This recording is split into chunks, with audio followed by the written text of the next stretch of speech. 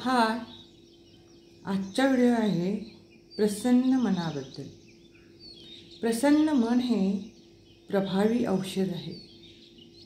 आपल्याला सकाळी सकाळी उठल्यानंतर आपल्याला निसर्गामध्ये किती छान पक्ष्यांचे चिवचिवाट, गाईचे गळ्यातील घंटेचे नाद किती छान मन प्रसन्न करते. उठल्या उठल्या ह्या प्रसन्न मनाने आपण जर सकाळचे कामे करून व्यवस्थित देवपूजा करून आपण कामाला सुरुवात केली पाहिजे. प्रसन्न मन हे फार गरजेचं आहे. आजच्या दगदगीच्या जीवनामध्ये कसे मन प्रसन्न ठेवायचे आपण ते अवगत केले पाहिजे. प्रसन्न मनोवृत्ती असणे फार महत्त्वाचे आहे. त्यातच त्या मनोवृत्तीची गरज आजारी आणि अशक्त यांना जास्त असते. आजारी मनुष्य प्रसन्न मनोवृत्तीच्या जोरावर जगू शकतो. अशक्त व रोगी माणसाला त्या रोगावर मात करून जगण्याची इच्छाही प्रसन्नता देत असते.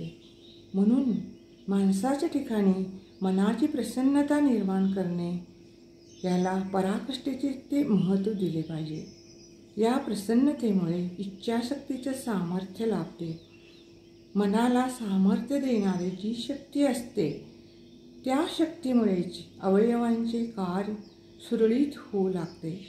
मानसिक दडपणाचा परिणाम शरीरा यंत्रणेबरोबर होत असते. प्रसन्न मनामुळे दुःख तर दूर होतेच, परंतु सर्व शरीरातलं जगण्याची तीव्र इच्छा निर्माण होते. दुःख, चिंता आणि भीती या तीन गोष्टी मानवी जीवनाचे मोठे शत्रू आहेत. खचलेला, दुःखी झालेले, उदास झालेले मन स्वास्थ्याच्या शक्तीवर विश्वास ठेवायचे नाकारतात. असे मन स्वतःच्या स्वार्थी विचारातच उडून गेलेले असते. त्या मनाला कसलेच ध्येय राहिलेले नसते. ते अपंग व निरुपयोगी झालेले असते. म्हणूनच आपले मन खचणाऱ्या प्रत्येक गोष्टीशी आपण सतत लढा दिला पाहिजे. सर्वसामान्य माणूस कोणतीही गुन्हा करण्याला, मोहाला सहसा बळी पडत नाही. म्हणजे कोणत्याही माणसाजवळ मोहाशी लढण्यासाठी शक्ती असते. आपली प्रसन्नता राखण्याची शक्ती प्रत्येक मनात असते.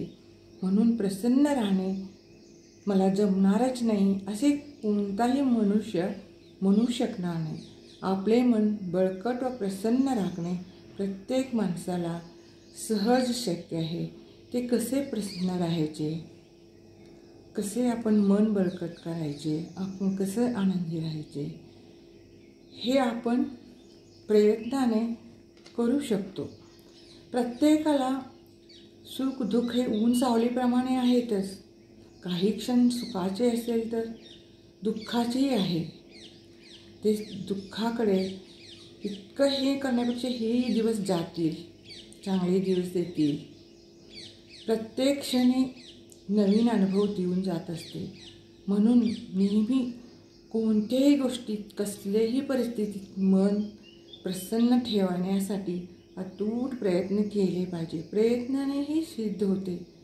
मी दुःखी होणार नाही, जे आहे ते आहे हे स्वीकारले तर काही अडचण नाही. असे बऱ्याचशा गोष्टींमुळे त्यातनं आपण बाहेर पडून नेहमी प्रसन्न राहणे हे शिकले पाहिजे.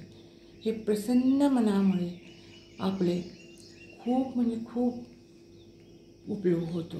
प्रसन्न मन हे कायम आनंदी दिसत असते. चेहऱ्यामध्ये कायम लखलख निर्माण होते. अतिशय छान व सदृढ शरीरासाठी प्रथम मन प्रसन्न पाहिजे. सगळं शरीराच्या खेळ मनावर अवलंबून आहे. आपण मानल तसे मन असते. मन इकडं तिकडं फरकट असले की आपण कसे आटोक्यात आणायचे, त्याला कसे प्रसन्न ठेवायचे आपल्याच हातीत असते. असे हे थोडक्यात मी प्रसन्न राहण्याचे थोडक्याचे मुद्दे मांडलेले आहे. थँक्यू.